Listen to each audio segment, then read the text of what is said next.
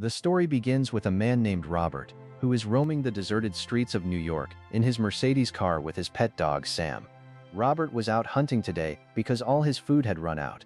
Meanwhile, a herd of deer suddenly appears in front of his car. Robert sees his prey and accelerates his car behind the herd of deer. But after going a short distance ahead, he finds the road blocked by cars, so he is forced to get out of his vehicle and move forward on foot. After walking for a while, Robert reaches a deserted alley where a deer had wandered away from its herd. Robert was just about to shoot it when a lion suddenly attacks and kills it. Right before his eyes, another lion and its cub also arrived there behind the first lion. Robert had a gun, and if he wanted, he could have killed the lions, but he does not do so, because seeing the three of them reminds Robert of his dead family. Therefore, he does not fire the shot, and he knows that these lions are the ones maintaining the balance of nature. He quietly returns back to his house from there. Actually, all of this started 5 years ago, when a deadly virus wiped out 99% of the human population on Earth, and all the people who survived turned into dangerous Darkseeker zombies. These were no ordinary zombies. They could think and understand like humans, but they were terrified of sunlight. Therefore, they spread their terror only at night because they were different from other zombies. That is why they were called Darkseekers. Now Robert is the only human left on this entire planet, surviving in this deadly world with his dog.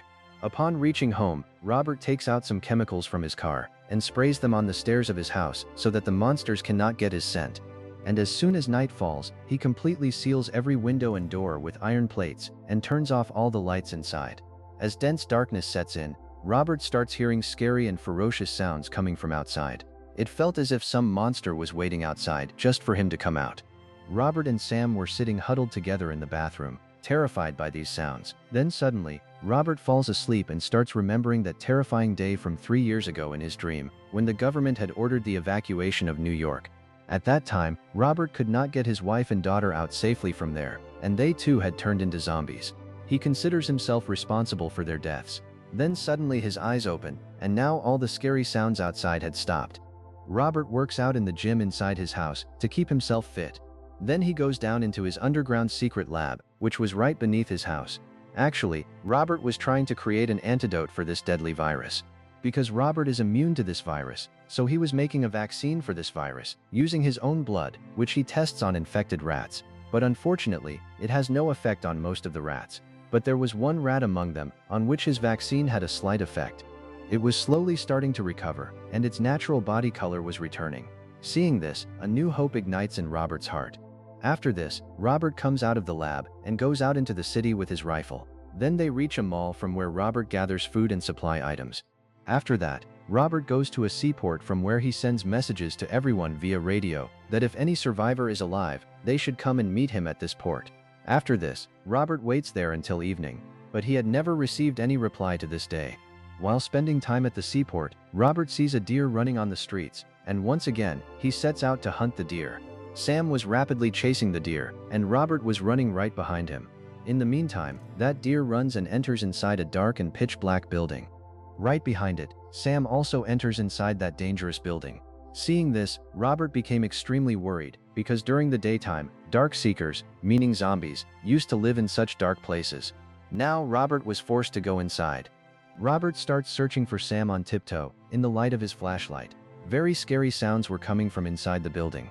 But for Sam's sake, he gathers courage and moves forward. Going a little further, he spots the mouth of a dead animal in a corner. For a moment, Robert felt that perhaps Sam was no longer in this world.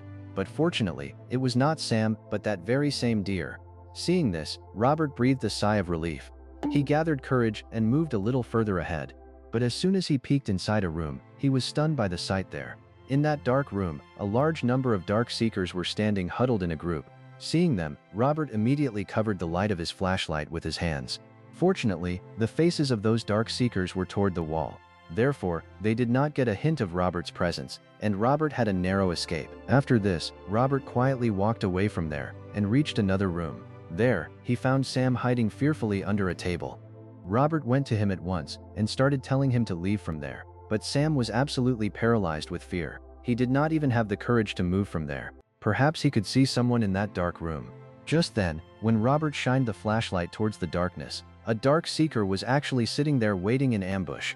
The very next moment, that Darkseeker pounced on Robert. But without wasting any time, Robert riddled him with his bullets and started running away from there, taking Sam with him. But hearing the sound of gunfire, all the Dark Seekers chased after Robert. At Robert's command, Sam ran and escaped out through a small hole. But just then, a Dark Seeker grabbed Robert. Seeing this, Robert broke the window and jumped straight outside. As soon as he came out into the sunlight, that Dark Seeker's skin burned badly, and he writhed in pain and died right there. Robert and Sam narrowly escaped from the jaws of death. However, Robert still did not run away from there, because he needed a live zombie to test his newly created serum. He set up a snare trap at the door of that building to capture a zombie. Then, as bait, he placed that dead zombie at the door, covered it with a black cloth, and dropped a few drops of his own blood on top of it. Robert's plan was that the zombies would smell his blood and get drawn into this trap. This plan of Robert proved completely effective, and a zombie got caught in his snare. But just then, a companion of that Dark Seeker came forward to save her. But due to the bright sunlight outside, he could not step out of the door. That zombie stared at Robert with extreme anger for a moment, and then returned back inside.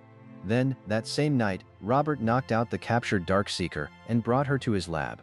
She was a female Dark Seeker who also had a butterfly tattoo made on her body. Robert had put her to sleep by giving her a heavy dose of sleeping medicine. With great hope, Robert injected his created vaccine into her, but unfortunately, this vaccine showed no effect on that Dark Seeker, which left Robert highly disappointed. The next morning, Robert sets out of his house once again with a new hope. Like every day, today also he sent his same message on the radio. Then, after waiting for hours at the seaport for some survivor, when he started returning back to his house, he suddenly saw someone standing in the middle of the road outside a building. Robert was shocked to see it. When he drove his car towards it, he saw that it was not a real man, but a mannequin dummy. But this was a very strange thing, because Robert had never seen that dummy mannequin there before, so who on earth could have kept it there? Thinking this, Robert started going even closer to it. First, he shot from a distance to check if there was any danger. After this, Robert went very close to that dummy. Water was scattered on the road around that dummy. As soon as Robert stepped into that water, a snare trap grabbed his legs, and Robert hung upside down in the air from that rope. This trap was exactly like the one Robert had set to capture that Dark Seeker, meaning someone was trying to use Robert's own trick back on him. Due to a deep injury on his head, Robert fainted right there.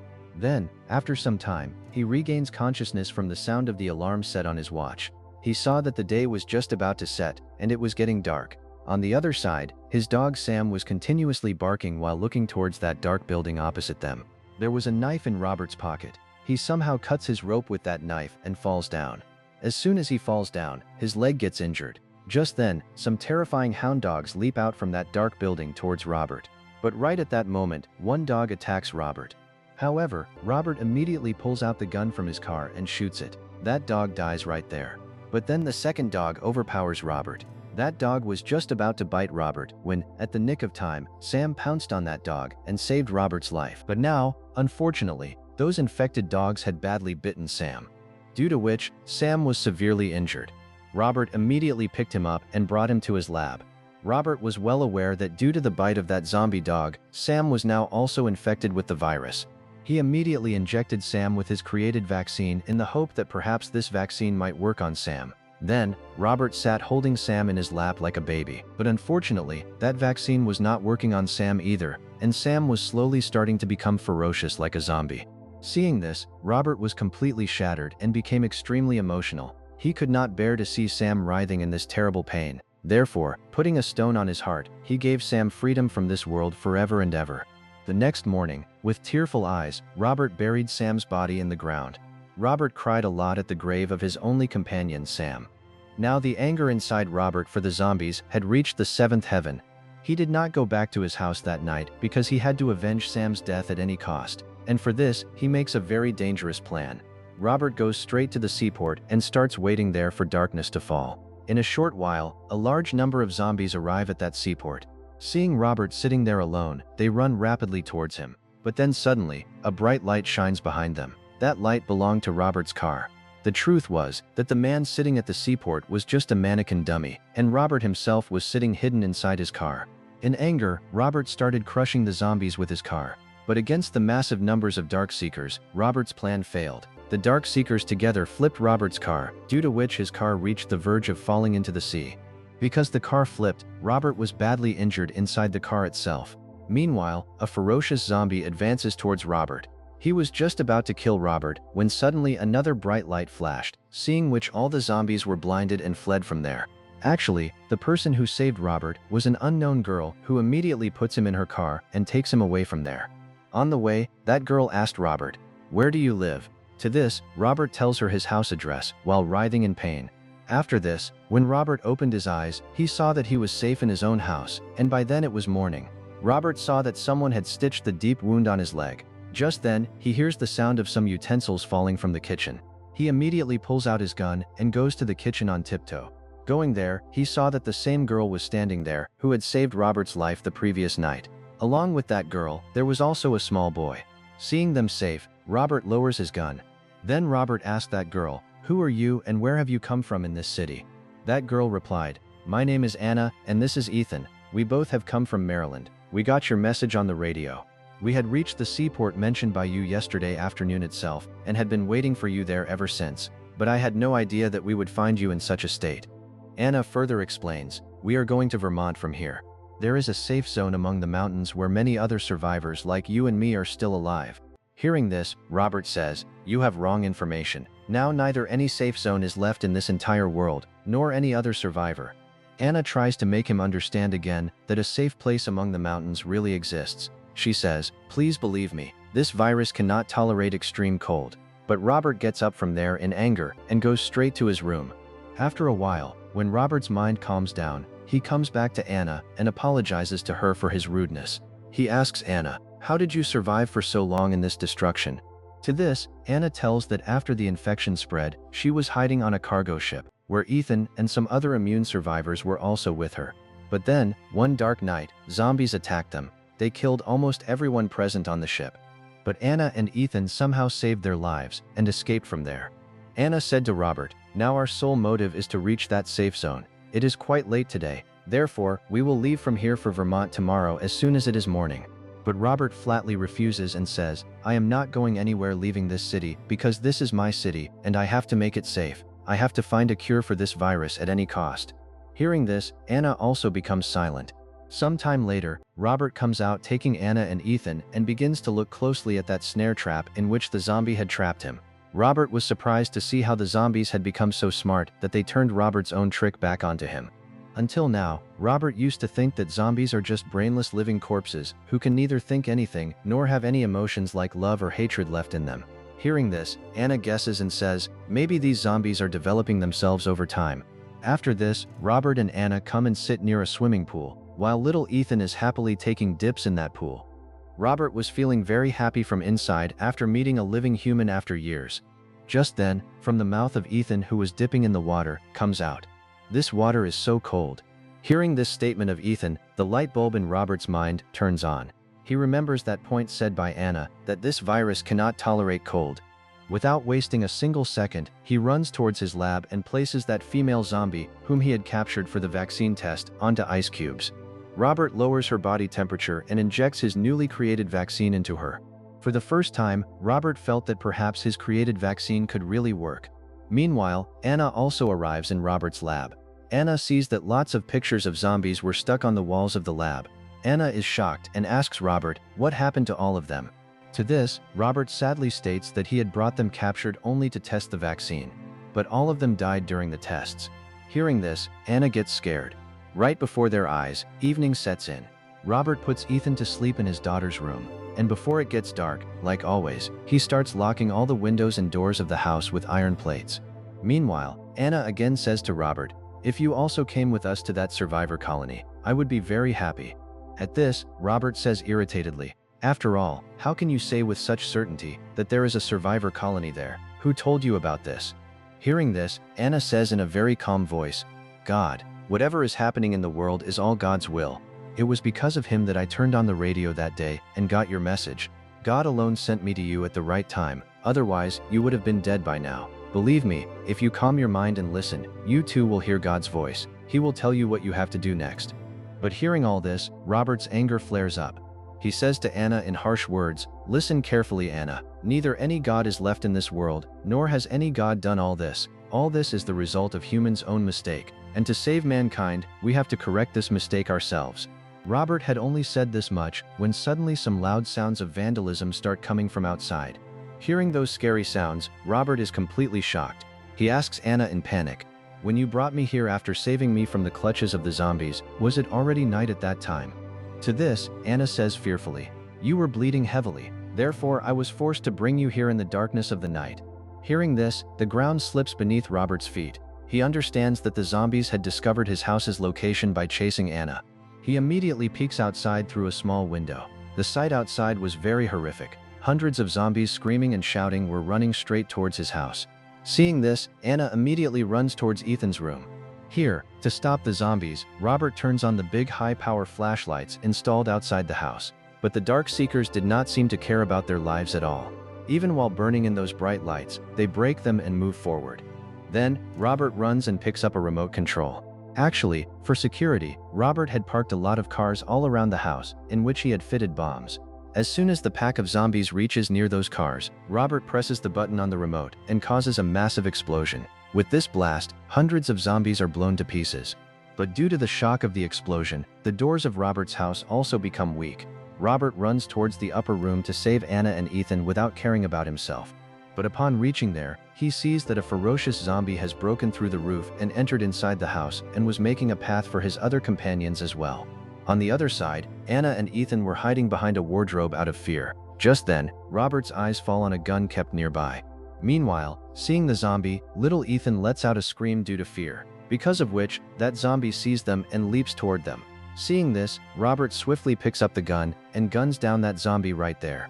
But as soon as he peeks outside the window, he sees that another big crowd of zombies was trying to enter inside. Standing among them was that very same zombie who had seen Robert trapping his companion in the snare. He looked like the leader of them all. Seeing him writhing in anger, Robert immediately takes Anna and Ethan and runs towards his secret lab built in the basement and locks the lab door securely. After reaching inside the lab, Robert and Anna see that Robert's method had really worked. Due to the coldness of the ice, that female zombie captive in the lab was now slowly recovering and the vaccine was showing its effect on her.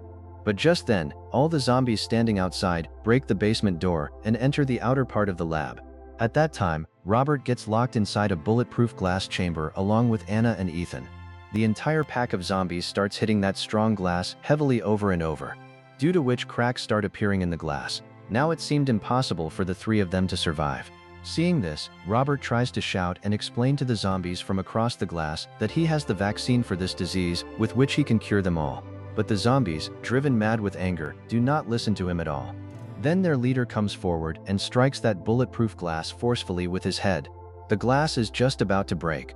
But then suddenly, that leader stops. At a gesture from him, all the other zombies also become completely quiet. Actually, that leader had drawn a butterfly-like shape with his hand on top of the glass. Seeing it, Robert remembers that a similar butterfly tattoo was also made on the hand of that female zombie whom he was treating. Robert understands everything in a flash, that these zombies have not come here to attack, but to take back their companion. Robert immediately lowers his gun and removes all the medical equipment from that female zombie's body. As the effect of the medicine decreases, that female zombie starts returning to her ferocious form, but remains calm due to unconsciousness.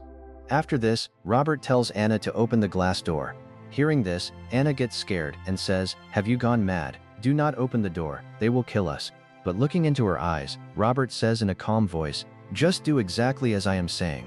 Anna opens the door with a heavy heart, and Robert very carefully hands over that female zombie to her companions. After this, he applies an antidote and witnessing this entire scene, Robert has a very big and bitter realization that these zombies were not brainless living corpses. Although they were definitely ferocious, they had full capacity to think and understand. Also, they had evolved from humans themselves, due to which emotions like love, anger, and longing for their loved ones were still alive in them just like humans. They all were living like a family in this desolate world. Robert realizes that in the eyes of those zombies, he himself had become a cruel monster who used to kidnap the people of their family and kill them by torturing them in the name of treatment. Robert feels deep regret for his actions. He apologizes to those zombies with his whole heart. Seeing this changed behavior of Robert, the leader of the zombies spares his life, and they all quietly return back from there, taking their companion with them. Now Robert had also understood the significance of those zombies and leaves them to their own condition. After which, to find the remaining living humans left in this destruction-filled world, Robert sets out on a new journey along with Anna and Ethan. And with this story ends.